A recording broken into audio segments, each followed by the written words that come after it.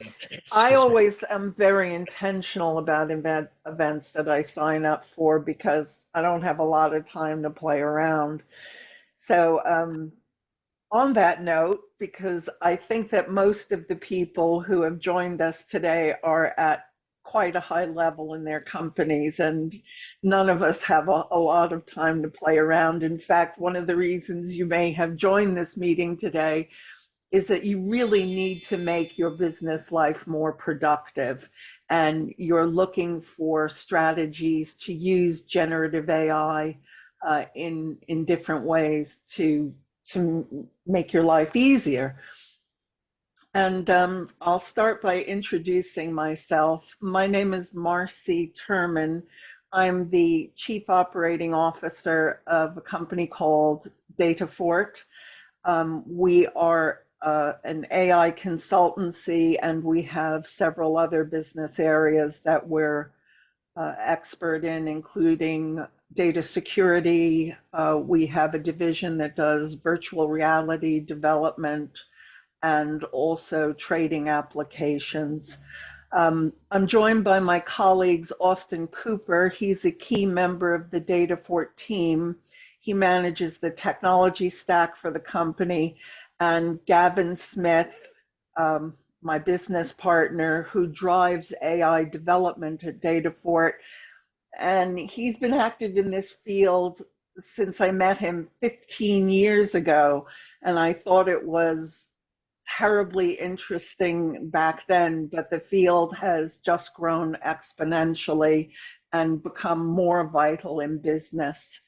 Um, Now, this event will cover some of the innovations that were announced by OpenAI earlier this month. There's changes in ChatGPT. Gavin, are those changes only do they only work on version 4? You need the paid for version for a lot of the changes to be effective. Yes, Right. so So you we're need going ChatGPT plus. okay, so keep that in mind. And right now there's a waiting list to go on the paid for service. Isn't that correct?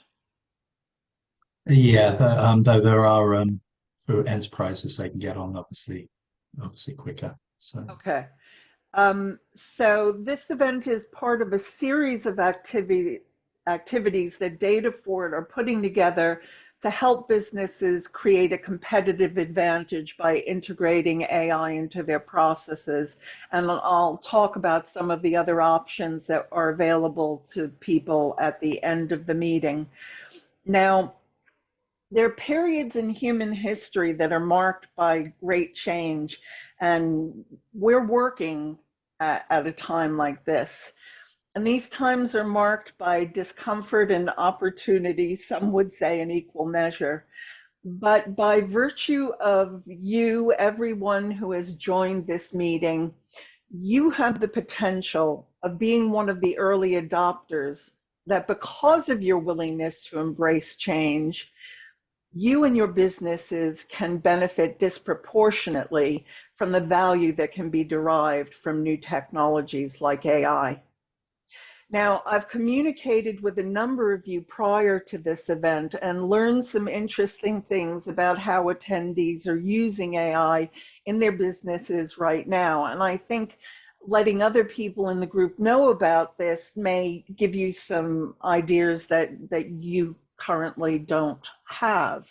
So almost everyone in attendance today is at least using ChatGPT regularly to edit or write documents.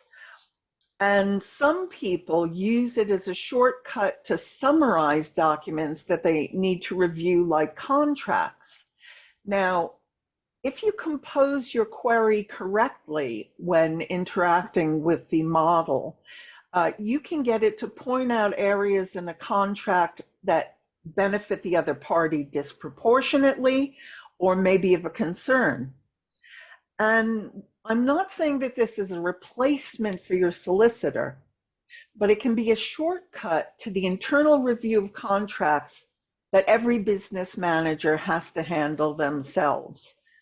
So there's an outsourced compliance company that's attending today that relies on AI for face recognition as part of their key offering. Now, face recognition technology has been part of our business world for quite some time now.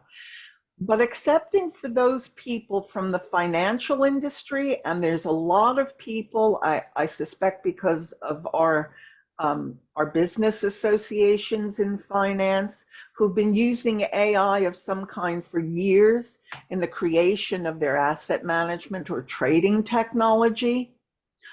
Almost no one here has spoken to me about looking at their business in an orderly fashion to determine what processes could be enhanced by AI to give your company a true competitive advantage in your industry. I'm going to talk about how we've used ChatGPT 4 and its integration with Bing through the OpenAI platform to perform sales prospecting tasks, which would simply be too resource intensive or impossible without this technology. And this gives my company access to information that's not readily available to our competitors.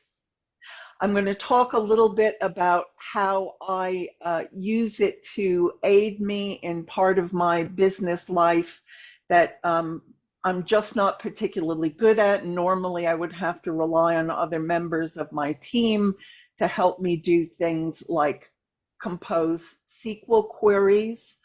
And it used to be that I would have to take the resource of other members of my team away from the work that they were doing.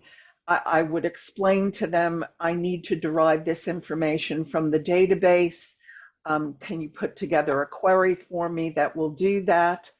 And I'd have to wait until people had the time available to assist me with this.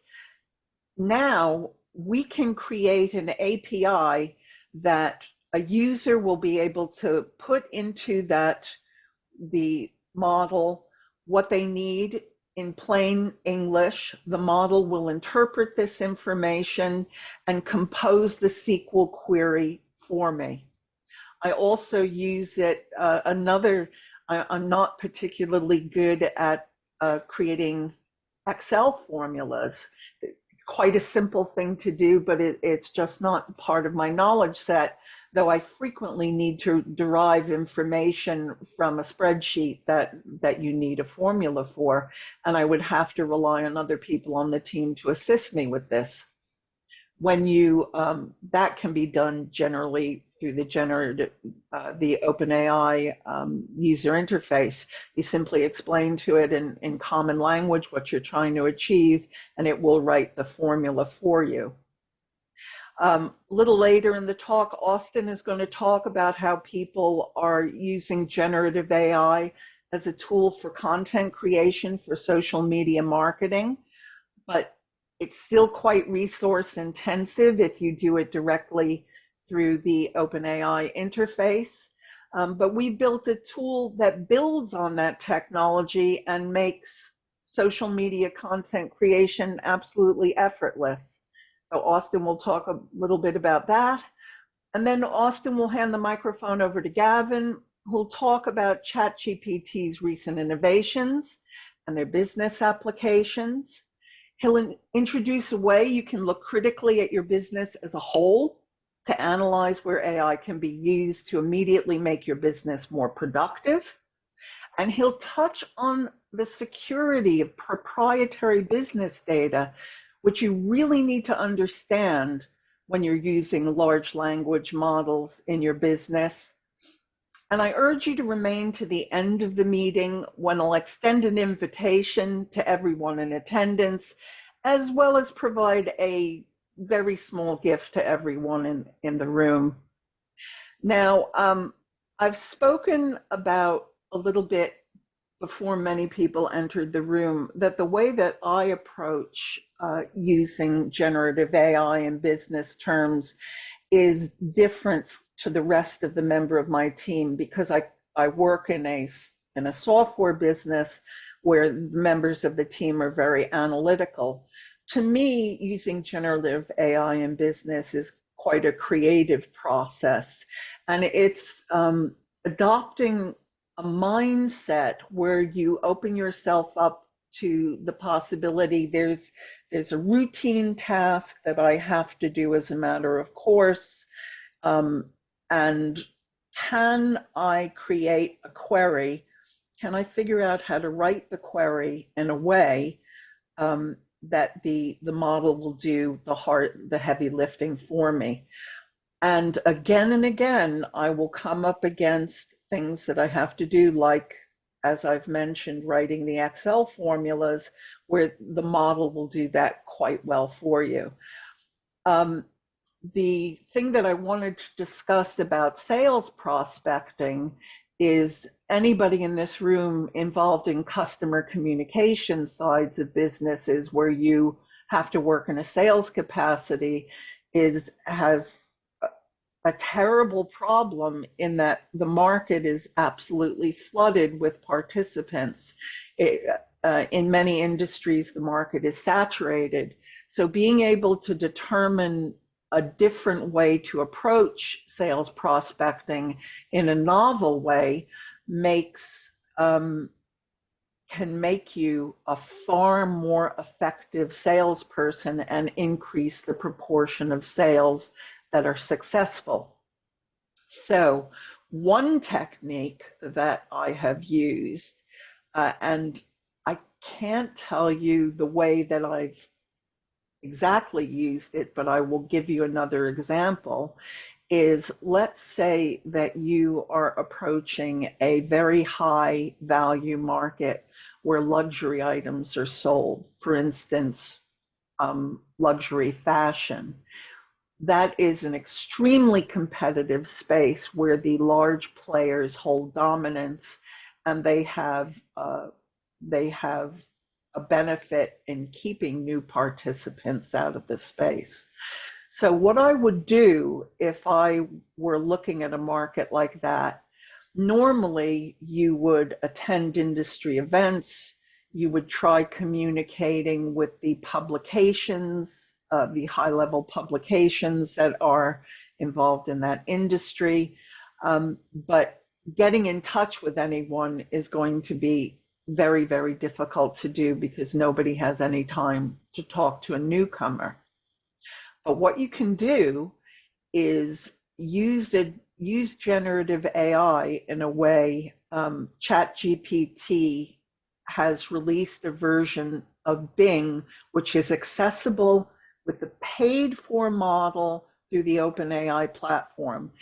The version of ChatGPT that operates directly through Bing is not nearly as effective. I find it to be quite obstructive in the way that it does research. One tends to think because Bing has a benefit in showing you conclusions that are being paid for in their pay per click model. But if you go through ChatGPT and get it to access Bing, and the two tools together, you could compose a query where I might say for the luxury fashion market, we know that influencers would be a key way to identify, to be able to enter the space. And yes, what you're going to have to do is create a relationship with influencers, but how do I identify who these people are? By structuring a query, by structuring a prompt properly, saying, identify for me, let's say it's the youth market in Europe. Identify for me the key influencers in the luxury boutique clothing area in Paris. And the model will go off. It will find those people. It will search across a huge range of platforms, which if I were going to undertake that task myself or assign it to a junior on the team, first of all, assigning it to a junior, they may or may not understand where to look. But doing it yourself, it would take an enormous amount of time. ChatGPT will go off, do the research, and it will come back with 20, 30, 40 potential influencers that you can ask it to find their LinkedIn pages or find how to contact them. Sometimes it will be able to do this. It will certainly be able to query social networks like Facebook and Twitter, or X, as they like you to call it now, and you'll be able to get contact information. And then you can pick up the creative part of the task where you reach out to these people, form a relationship, and start to get them interested in what you have to sell. So with that, I'd like to invite Austin to pick up the conversation. Hi guys. As Marcy said hello. My name's Austin. I work for the as part of the development team at DATAFORT. I'm going to take you a little bit further back. I'm going to take you back to actually integrating and using kind of the original ChatGPT 3.5 interface. So let me share my screen. I'm a techie, so you'll see me using the tool more than probably talking about it. But let's give you an idea. So obviously ChatGPT has a multitude of different opportunities. Its interface itself allows you kind of the opportunity to quickly kind of create, I suppose, simple content. One of the contents could be as simple as writing an email. An email could be to invite users to a LinkedIn event, for instance. It's quite quick, it's generic, and it will generally give you the kind of feel for what you want. You can then look at doing more kind of, I suppose, more advanced content creation. So the idea of my conversation will be to teach you or give you a bit of a feel for what content ChatGPT can create, the kind of vast resources it has at its fingertips. And really, you don't have to be an expert at anything like coding or query languages to kind of utilize it. As Marcy said, I think she used the word common language. It actually uses a natural language processing. So in essence, you can talk to it like you talk to a friend, a human, and ask it those questions and delve into the detail to generate more specific responses, more bespoke styles, more personal to your kind of brand, your business. So obviously generating an email, I think Marcy said most of you are kind of done. You might even want it to say create I suppose a simple article based on maybe something in the news all the time at the moment, say climate change. And you can create this quite quickly. It'll pull upon a few resources and generate an article based on a few kind of, I suppose, simple requests. So you could say, I want it a particular size, like 2,500 words. I want it kind of directed towards maybe a particular audience, maybe a young audience, or I want to make it a little bit more formal or more humorous. And all of those kind of tweaks will grow this article, grow the kind of response that ChatGPT will send you. If that's something and that content's perfect and good, obviously you can utilize that. The idea here is for us to give you a bit more than that. So you could look at it in more technical points of view. So in technical points of view, maybe you're a geeky kind of developer, and what you want to do is you want to have ChatGPT create a very quick script that deploys a website to a new environment. And in very much over a few kind of simple kind of words, as you would as a human, ask it, please pretty much create me a script to produce a particular website, and that'll do it. So now let's take it to the next step. What can we do to drive your business? So one of the things that we want to kind of talk about is creating content. And what can content do?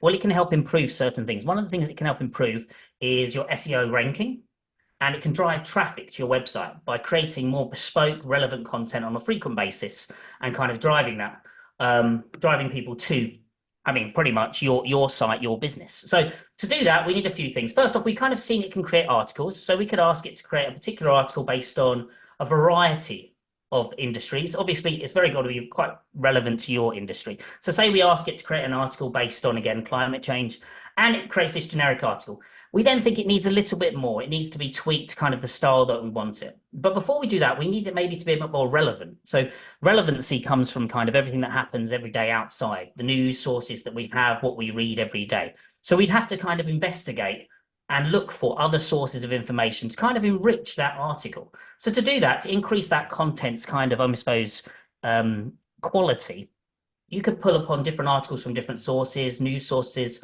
RSS feeds. All of these could then be fed into pretty much your ChatGPT kind of interface, your 3.5 interface.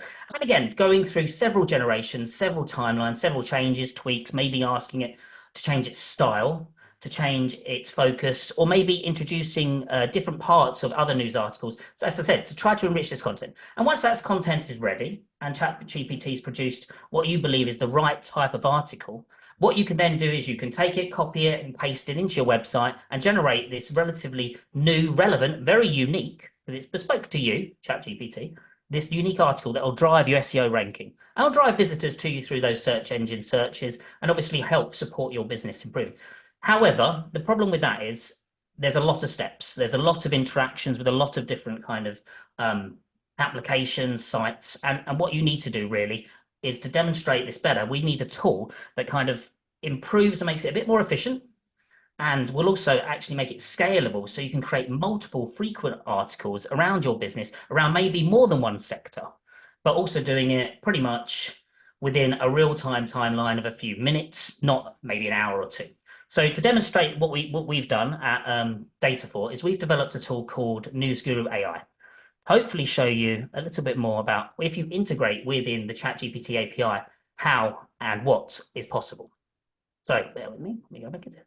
So what we've created is this tool called NewsGuru AI. So NewsGuru AI is a content creation tool where it pulls upon thousands of news sources, thousands of RSS feeds, where relevant information across multitudes of industries and sectors are fed into our models. And then you can, as a user, go in and using real-time collaboration with ChatGPT, create these bespoke articles unique to yourself, tailored specifically to your brand, to your business, so that you will have the exact content. Frequency-wise, you can choose it to create 1, 2, 10, 25 a day. And these can either be manually or automatically published to your websites or to your social media networks. And obviously, all of that content is unique to you. It's not been used before. It's not been copied and pasted. It's very much in line with what you'll need to kind of drive your SEO rankings and drive up traffic through your website to your business. So an example of that is you can have just a general news article. So like general news and technology, and in producing these, you would tweak it using what personality, what format you would use. And it creates these kind of bespoke documents with bespoke artwork, all generated via the API, all generated through our simple use of the ChatGPT API, and obviously integrating it at the touch of a finger with a very nice, almost experience for the user. So instead of going through 10 steps, you only go through 1 to create what could be a very big opportunity with your own business. And of course, this is only one example of what ChatGPT's integration with API can do to, I suppose, make it a bit more efficient, but make it really scalable for your business. Marcy and Austin have been through some ways that AI can be used, either using ChatGPT in its native form or packaged within an application, bringing in other AI models and really tailored to an individual person or organization's use. What I want to do is delve down into a bit more detail into how ChatGPT can be used effectively to meet your needs while still keeping the information from your organization secure, something that's becoming more and more important. I also want to touch on the new release of ChatGPT, what it includes or some of the key features. I won't cover everything, and what enhancements that's made possible. So they're the areas that I want to cover in a bit of detail. So on that basis, the first myth I want to dispel is the idea that there are these magical secret prompts that deliver superior results within ChatGPT. In reality, there's no such thing. While someone's prompts may be very good for them, what is most important is that the prompts that you use, the way you use ChatGPT considers your business and is right for your business. So what we try and do is get people to understand what they're trying to get out of the product, understand how to get what they need out of ChatGPT. ChatGPT is very good, but it can't read minds. It's not a mind reader. So you need to convey very clearly what you want ChatGPT to produce. Now, personally, the way I think about it when I'm doing something is as if I'm training a junior member of staff. I need to tell them everything that I need. I need to tell them how to structure it. I sometimes need to tell them where to actually get that information from.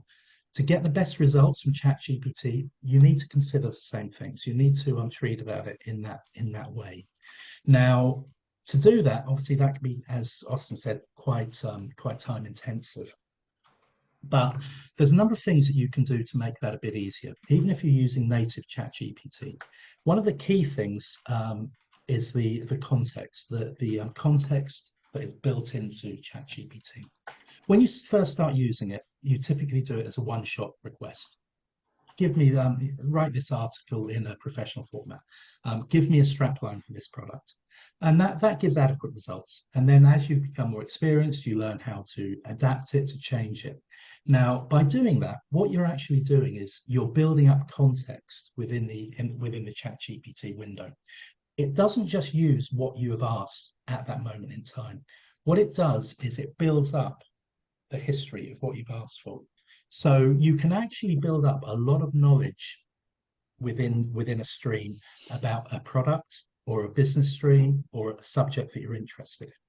And rather than just thinking of a prompt as a one-shot sentence, you should start thinking about it in terms of evolving that conversation with ChatGPT and building up the knowledge within that stream. I mean, personally, what I do, I have a number of these streams running. I might have it for AI consultancy. I might have it for a particular modeling area, particular business area. And I'll just go back to that stream and I'll add to it.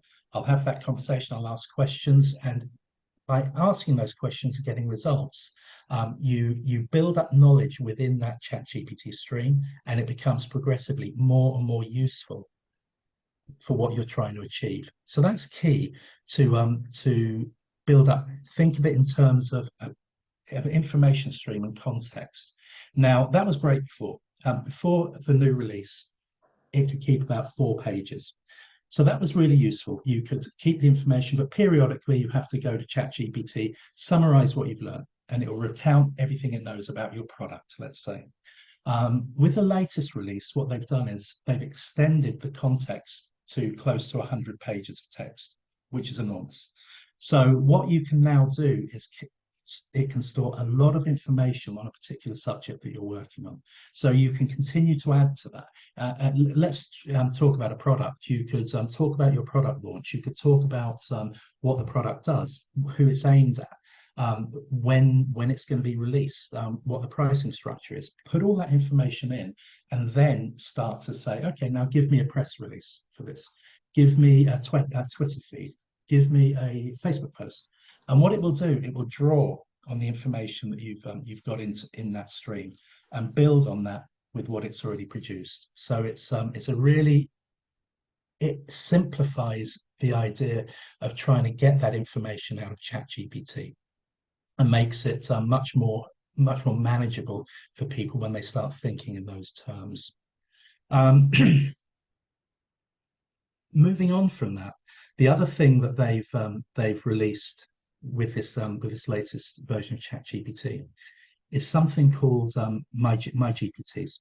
So if you imagine with what I discussed previously, you've got the stream running, you're keeping that stream active. What used to happen is you'd put it onto a document as well, so you could cut and paste it into ChatGPT to give it a starting point. So it's always got that same information. With the MyGPT apps and the assistants, they give you a mechanism where you can preload that information within that application. So instead of needing to enter it every time, it's already there. It can be ready to go. So you can literally set it up with the application, with the data, and start asking it questions. And the more information that you put into that GPT, the better it will be. Extending on from that, they've included the ability to link into APIs, link into the internet, pull in information. So at its simplest form, you can say to it, okay, give me information about IBM, including stock price. And it will go out and give you the history of IBM, it will pull in the stock price. Now you imagine if you then put in proprietary link into your in-house analyst reports. It can then pull in the analyst reports. So you can provide your customer with a mechanism where they can do their own research onto stocks that you support if you're a broker or a fund manager.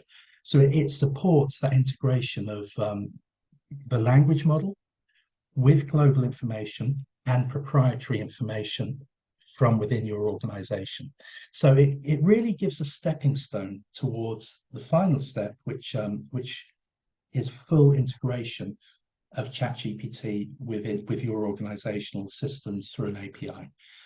That's really the top end, where you communicate with ChatGPT as an API. It's AI as a service in effect, and you integrate it with your platforms, and you can provide your customers with and your employees with seamless integration of AI.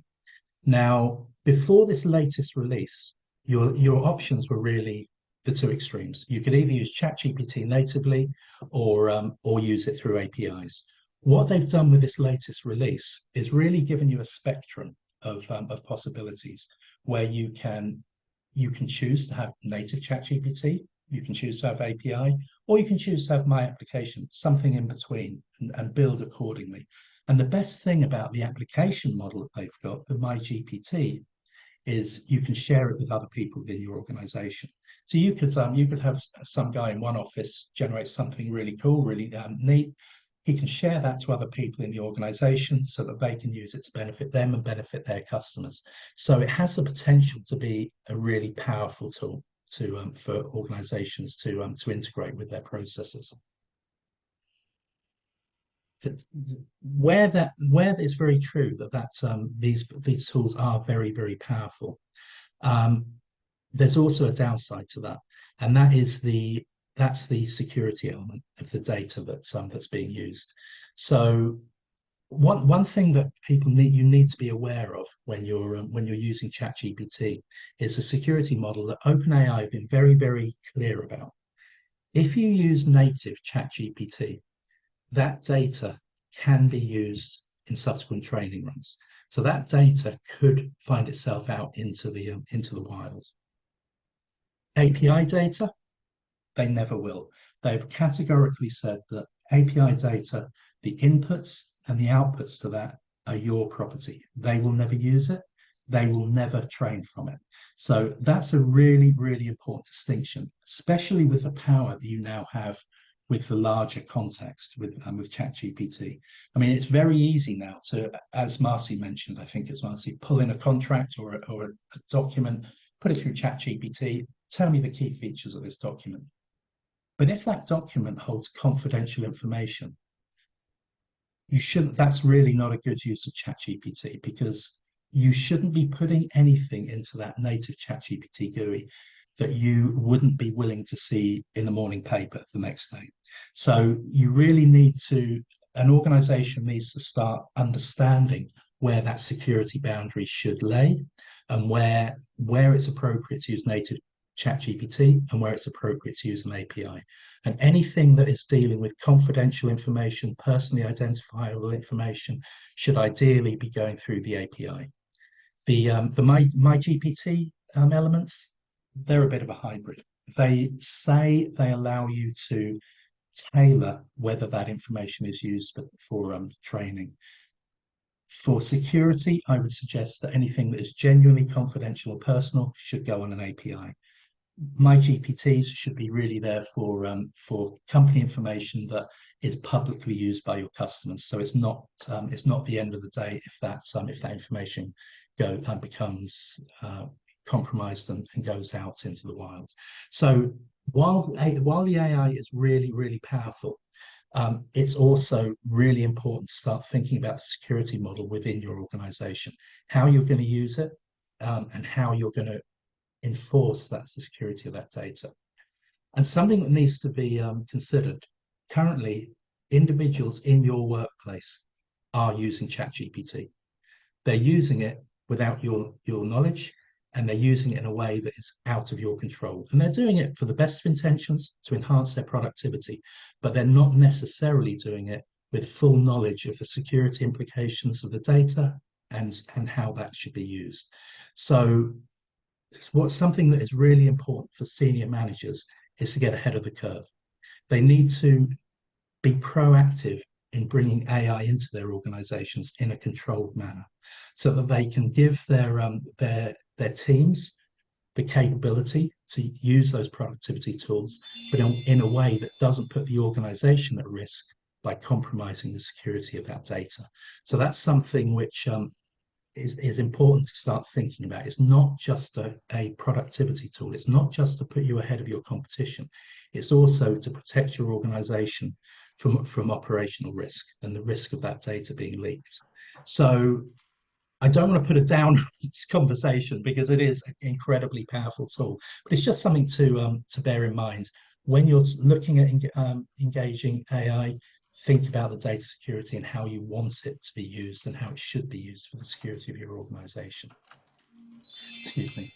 Now, I'm finally going to touch briefly on our engagement model with new customers. I'm not going to take too much time on this. So I want to leave time for any questions about the detail of using ChatGPT.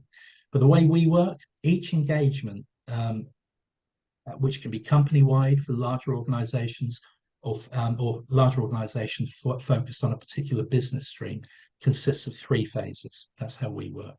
Phase 1, understand the organization, understand the data, understand where there are areas that AI could really add immediate value. There's so much potential with AI that we think this isn't a case of, well, let's get some benefit out of it in a year or 2. We try and identify those quick wins where an organization will get immediate returns on their investment. Phase 2, once we've understood the organization and understood where the benefits lay with the senior management, we do a development phase where we deliver a combination of my GPT assistance and custom API-driven solutions to automate the key benefits in phase 1. And then phase 3, and this is in many ways the most important, is the training.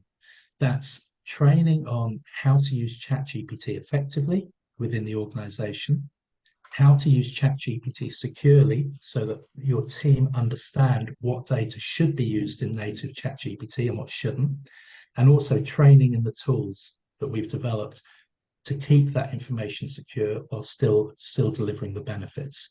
And one of the really exciting things with the GPTs that can be developed is encouraging your team to develop those GPTs in-house and share them. See who can come up with the best GPTs and where they can add value to the organization. So there's real benefits that can be added throughout the organization in different ways. So I'm gonna cut it off there because I don't want to turn this into a sales pitch, but thank you for the time. And any questions, I think Marcy is going to manage at the end of the presentation. So Marcy, I'll hand back to you now. Well, I have a question.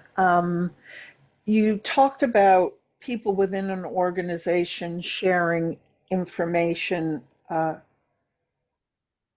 sharing their data. There's also this problem with siloing, isn't there? Where people will have their own account and the data that it's in their own account. Is there any way for people, for an organization, let's say, to have a company-wide account? So yes, you can have enterprise accounts. There are enterprise capabilities available with OpenAI, where larger organizations can set up controlled access to different people and different levels of access, which I think is what you're asking. Yes, it is really what I'm asking. Isn't there a cost benefit to doing that as well? Because there's a monthly cost, a minimum cost for each ChatGPT account, right? Right. So there's part of what we do in the review. Some applications you would put into API driven simply for security, but there's some you do it for cost benefit as well. There might be an application that benefits your whole organization, and that might be 1,000 people. And it may be significantly cheaper to give people access to ChatGPT through a proprietary API than give each of them ChatGPT, because it's just a more efficient use of the tool. And please, when people have questions, just jump right in. But because getting time with Gavin is quite a challenge, I'm going to pick his brain now. there's an issue that I've noticed, and the model, if you ask it, it's always very nice about these kinds of things, but a lack of persistence of information. So one of the challenges that I face is I will do a task and I'll think to myself, damn, it would really have been useful if it remembered the conversation I had yesterday. Um, can is there a way to make it remember?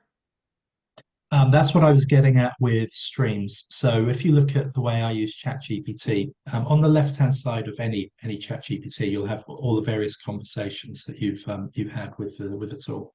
I specifically have a number of them that I maintain, that I run, and whenever I have a question on that subject or I want to add to the information in that information pool, I'll go back to that stream and I'll use that element.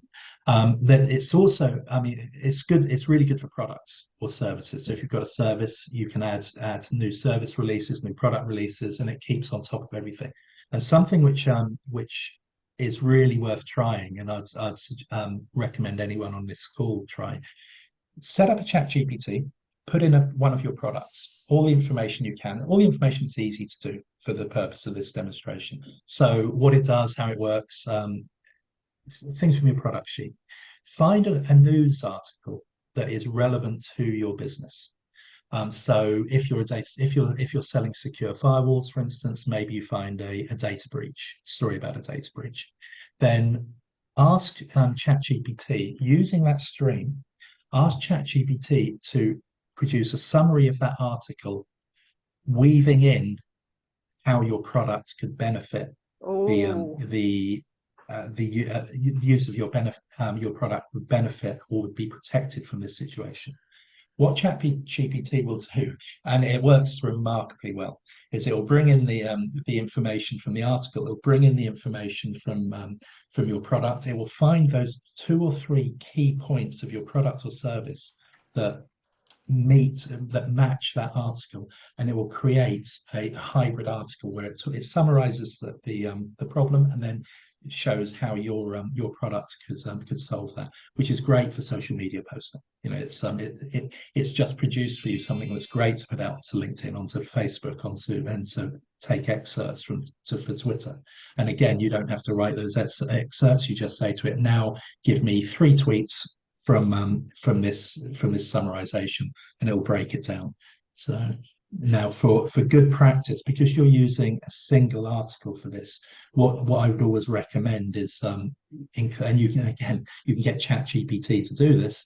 Always put for text of the full article, click here and include the link. And then what ChatGPT does, it includes at the bottom so that people can then go and read the full article if they want information, and which is good practice if you're going to do that sort of thing. now we have a question from someone in the audience. Effective prompt training is paramount in getting the best results from any AI. It comes down to what you mean by effective prompt training. I agree with you if what you're talking about is use the example of a string, making sure that the information that's key for what you need is in that prompt string, in that context window more accurately, so that the data that is needed for what you're trying to do is in that context. What I find works less well is you get some people that have the idea that I can provide you 50 secret prompts that give you great results. They may be great for the person who wrote them, but that you've always got to take into account specifics of the organization or the person's requirement, and it's very unlikely that that person's requirement will be the same.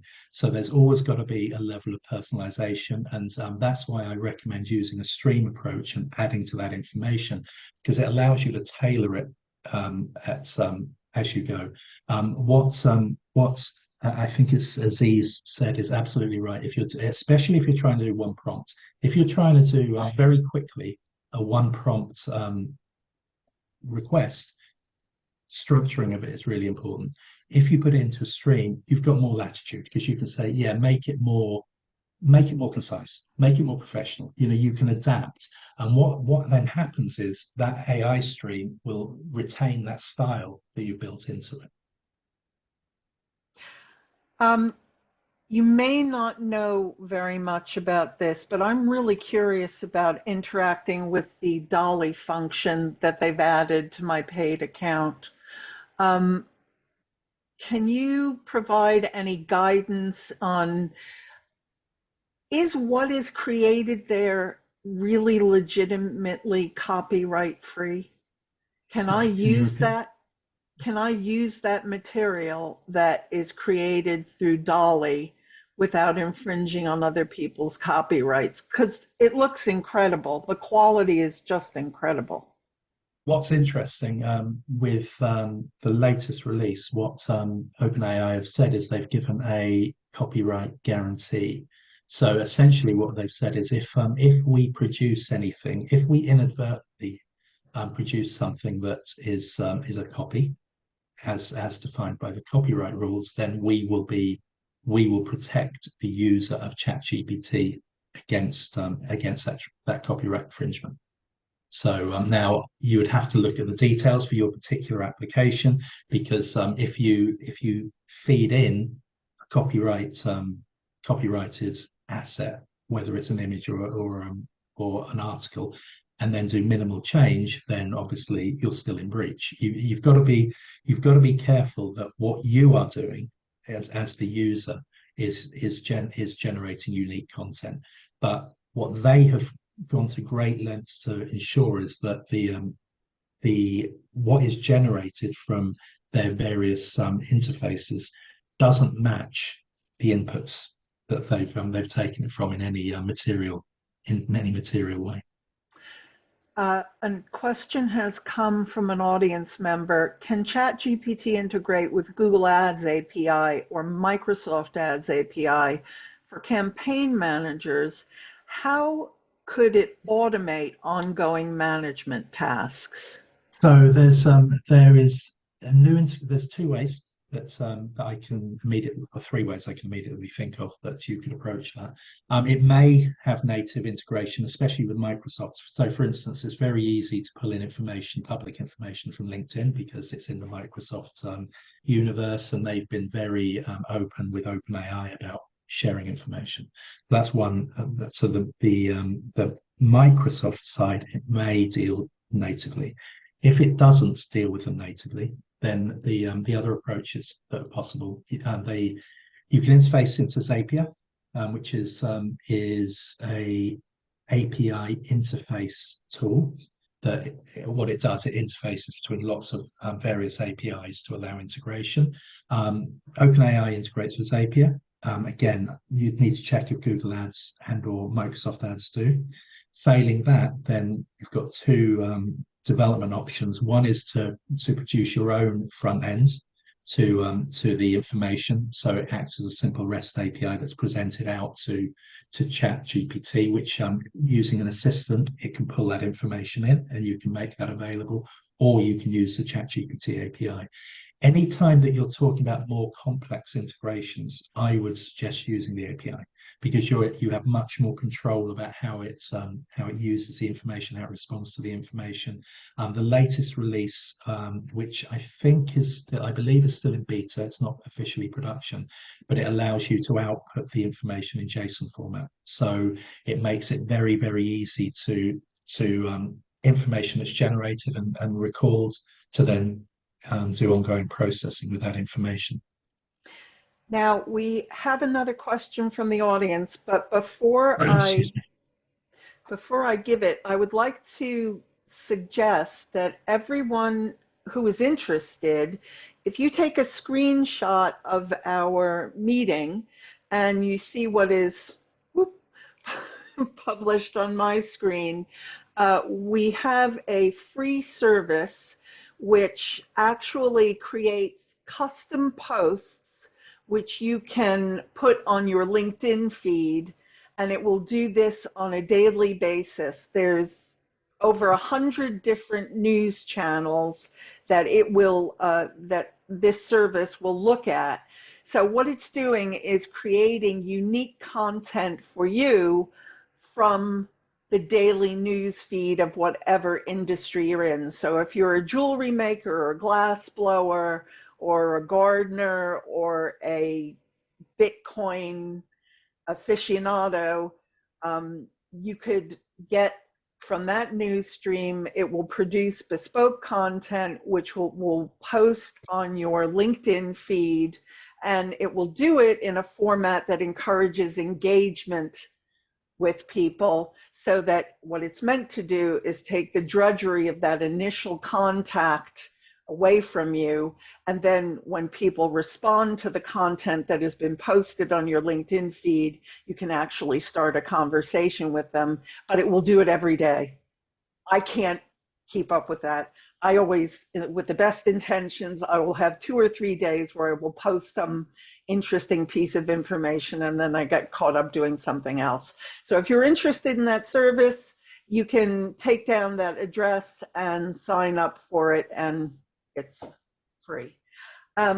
We have a question from Jonathan Porter. Can you see it, Gavin? Or so, has Creative Guru been upgraded to use any of the new features that OpenAI announced a few weeks ago, custom GPTs and assistant API, etc.?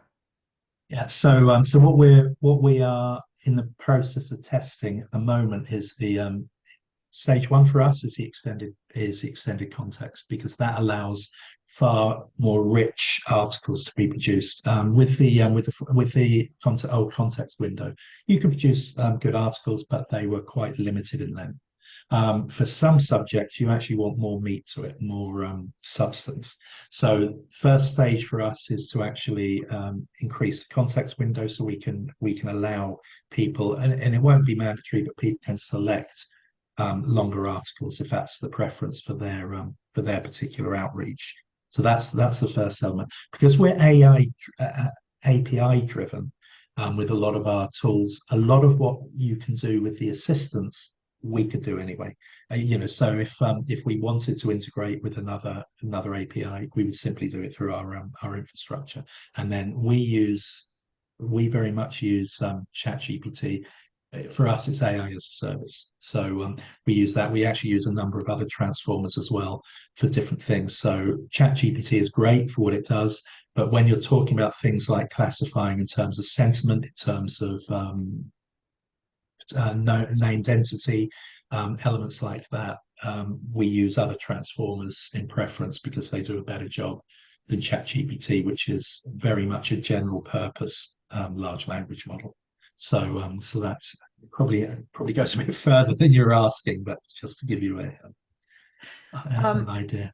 I wanted to make sure that everybody was aware. One of the things that we have done is we've put together a WhatsApp group for people who are looking for innovations in their business processes that they can improve using AI. And I have created this group because I want people to share information. It's a great way that we can extend the knowledge base and make ourselves much more productive.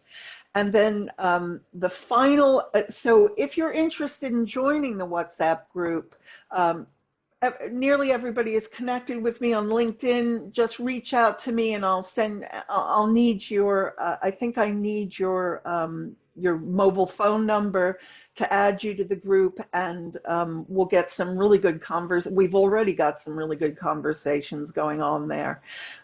Finally, Aziz, thank you very much for this. Aziz has said that DATAFORT could develop a small training organization or institution, which would be a good idea for people who are looking for information on writing effective prompts. And in fact, this is exactly what the company is available for. We do have a training program where we will come into an organization, look at your business processes with you, and identify in an orderly fashion, what parts of your business can be made more productive using this indescribably powerful technology. It puts smaller companies on a much higher footing against larger competitors. It could be a real benefit to organizations. And I hope anybody who is interested in that will reach out to me after the meeting, and do join the WhatsApp group, because I think that's going to be a tremendous resource as well. So I would add to that, Marcy, that the WhatsApp group, some of the questions that were asked were really good, for like the API integration for advertising, which in the space of this, obviously can only give a very short answer. But on the WhatsApp group, we can throw some ideas around in a bit more detail, so we can actually drill down into the requirement and perhaps give a bit more help than's possible just on a quick call, a quick Q&A session. absolutely. Absolutely. So thank you, everybody. We're probably going to get kicked out of this room by Zoom. You all have a great evening. Thank you for coming.